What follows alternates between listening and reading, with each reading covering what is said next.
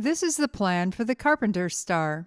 It's about twice the scale of the final product. I've used different colored pencils to represent the different colors of wood that I'm using to give the star a 3D look. It's done in a couple of steps. I'll take 1/2 inch sapele and walnut, and this is about an inch or so thick. I need 3/8 of an inch of each of the maple on both sides. So I'll glue that together into a sandwich, rip this down the length of the maple, then slice each of these off at 45-degree segments. That'll make up each of the orange and white and the purple and white for the walnut and sapeles.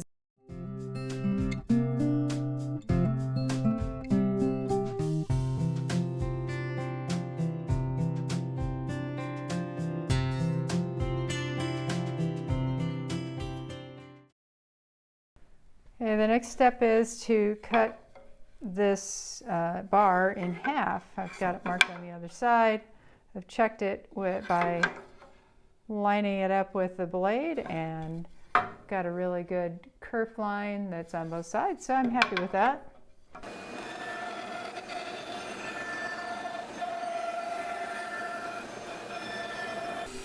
And because I like working with super flat, smooth surfaces, I'm going to plane these down even though they're pretty good.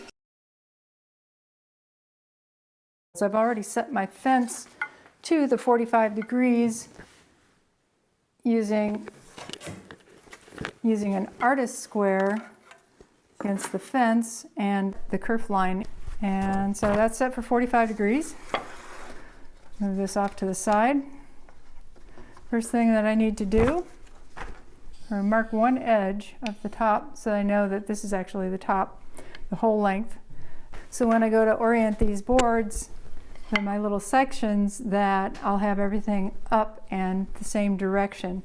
In this, it's not so critical that it follows any specific order. So I'll just be putting those into little containers as I go.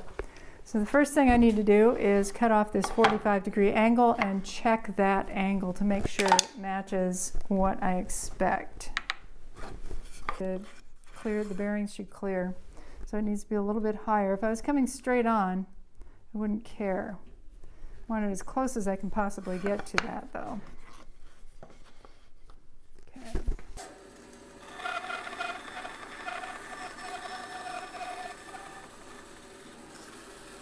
The left-facing tooth that's currently down needs to be cutting inside of that first line there that I drew. And this should work. If it doesn't work, then I'll just reset my stop block.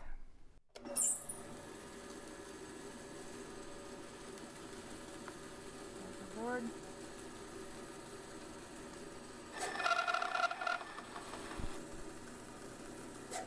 And this will give me a thickness of those cuts about 1/4 of an inch, which is right about what I was after.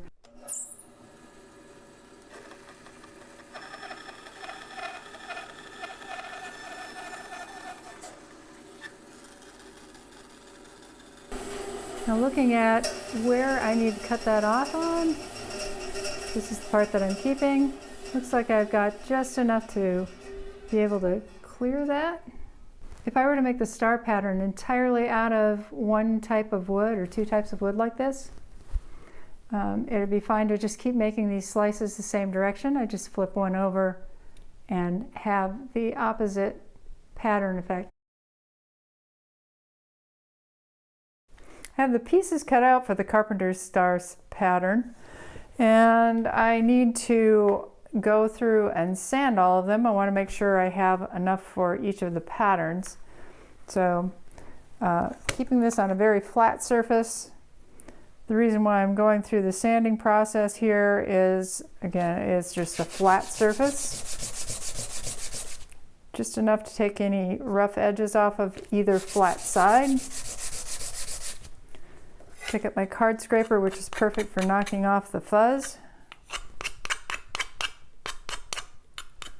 And I'm stacking them in pairs according to the colors. I have 4 of the mahogany, 4 of the walnut pieces in each one. And what I'm finding is that with the sander, when I took it to the bandsaw, there are some of them that have just a little bit of a lip on them there. And that needs to come off before I can be putting these together. That's what the sanding is for.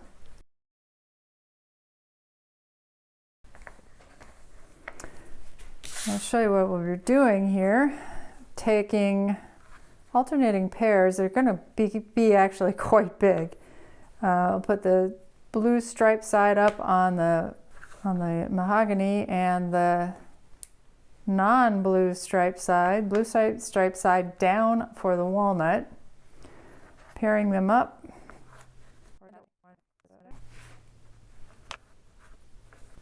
So these will come together like this.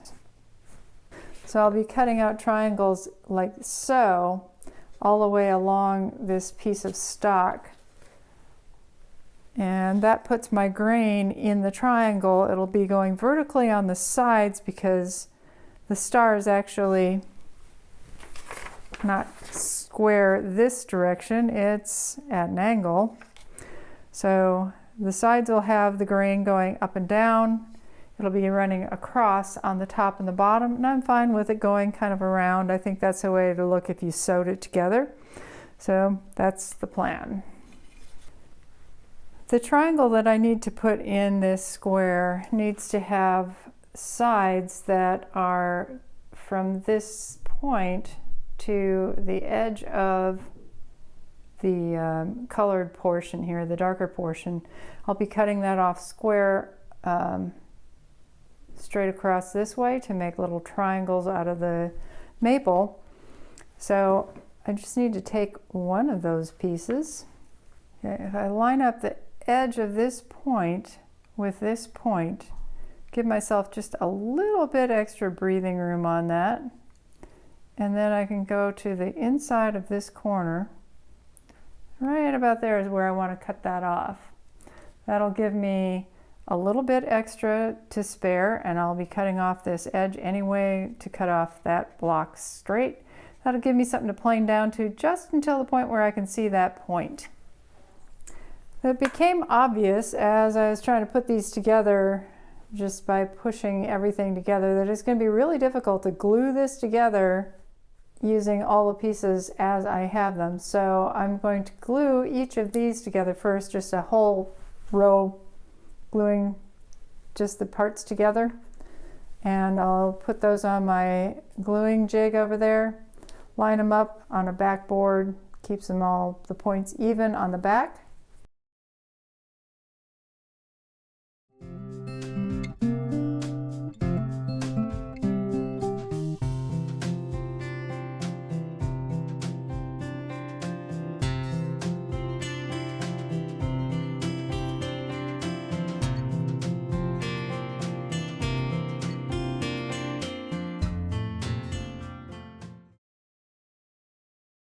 I took a look at assembling this now that I have these arrow parts together, and rather than trying to make sure that I get this all square and lined up and held in place well while I put this diamond in place, I think it's going to be easier if I have this actually cut off into a square so that I don't have points sticking out.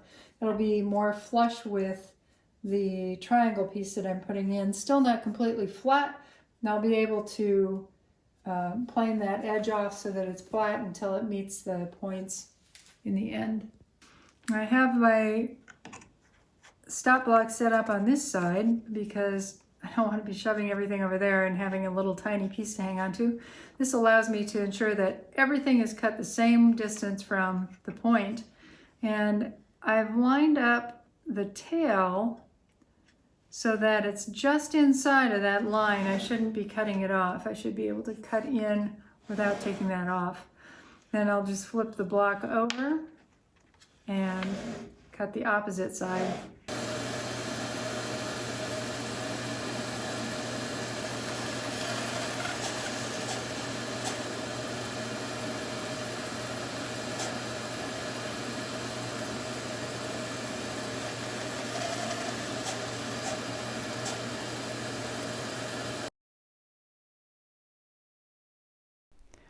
Assembling this is a little bit problematic. It wants to push itself apart no matter how I happen to do it.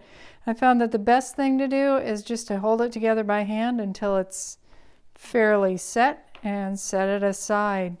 After all, it's not really super structural. I do want it tight, but not so bad that it starts creating gaps on the other sides, and it's really hard to get it even on both sides, top and bottom, and get even pressure on it. There may be something that I need to devise, like a clamp that squeezes in, or I don't know. But you need pressure on both sides in order for it to work right. I was also concerned that when I glue these together, I can get this square against something like this, and I can put a piece in. Maybe that's what I should try and do, assuming that that's going to be my fence. But even at that, it wants to move around a little bit. I want to make sure that my side here in the center is going to be able to match up with the other side flat. And wow, it's tough. So I'm going to try it against here first as I assemble 3 parts, and then I'll put it all together after that. So it doesn't take much glue, just a little bit. All these surfaces are flat and good. And I find that just putting it on one side and a little rub together is sufficient to help hold it. So I'll do that on this side. I should have put it on both of those to begin with. Yeah, it's actually much easier putting the points together and then putting that triangle in place. Now I should be able to bring those together. Looks like a pretty good seam in the center.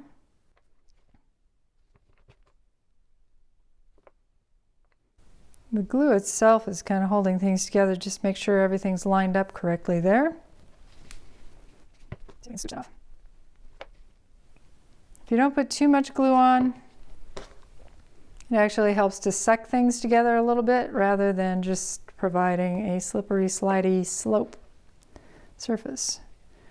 Okay, that one will go in there, and I'll hold these together as I press that against. I've got a little tiny gap here, so I'm not pushing anything out of alignment.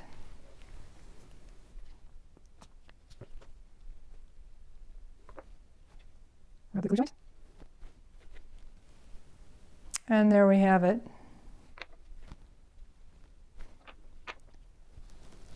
I will clamp these all together in sequence after I have them all set. This one turned out a little bit better than this one. This has a few gaps that I'll have to address. This Carpenter star needs a little bit of work before I can put the spaces in between. I have about 12¼ inches, 12½ maybe, of length, and I need it to be closer to 14 inches for the peel that I'm going to be putting this into. In order to accomplish that, I've got this walnut stock. You can see it's kind of crappy here on the top edge. That's okay because it's less than the height of these blocks. So I'll be using this on the outsides, and in a typical quilt pattern, I'll be using the leftover of these end stocks to put a segment between each of them. So I'll have 1/4 inch extra between every block.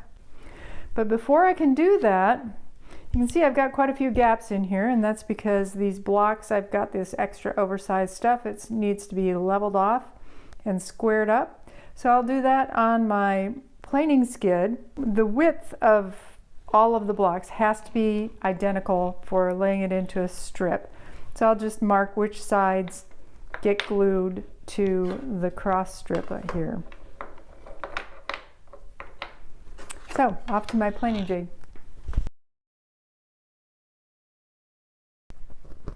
I'm not concerned that it's not the right height. This will just help hold my blocks in place a little bit while I do this. This is not locked down.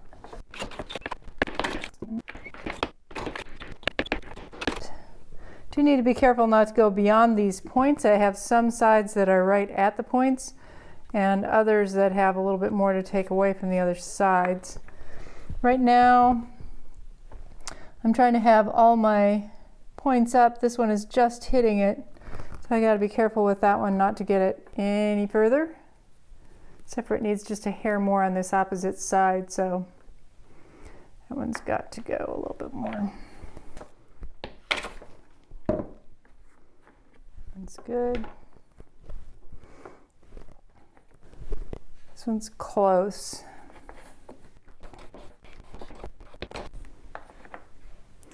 In theory, once I get all of these planed down, they should all be at the same thickness.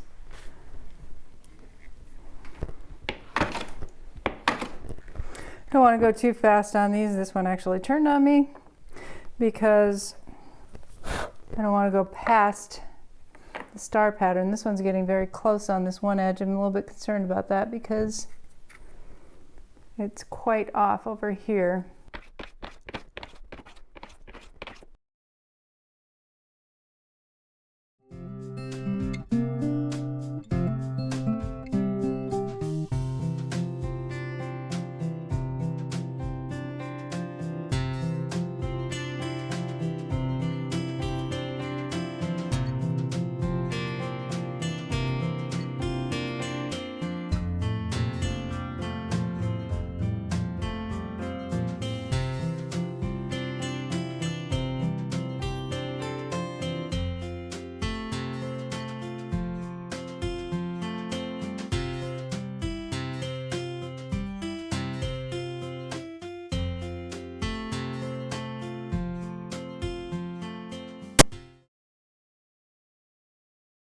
Maple sawdust and glue, and I just mixed that in my glue tray and spread it onto the maple parts in those corners where I had a couple of gaps. You can see one right there that didn't really fill up, but that's also filled with glue, and that's why it didn't fill up.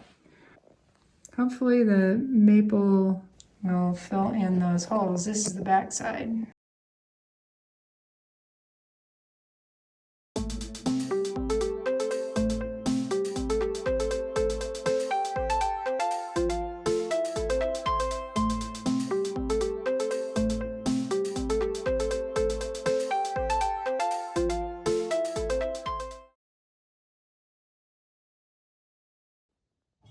The patching worked pretty well on the back side of this pizza peel.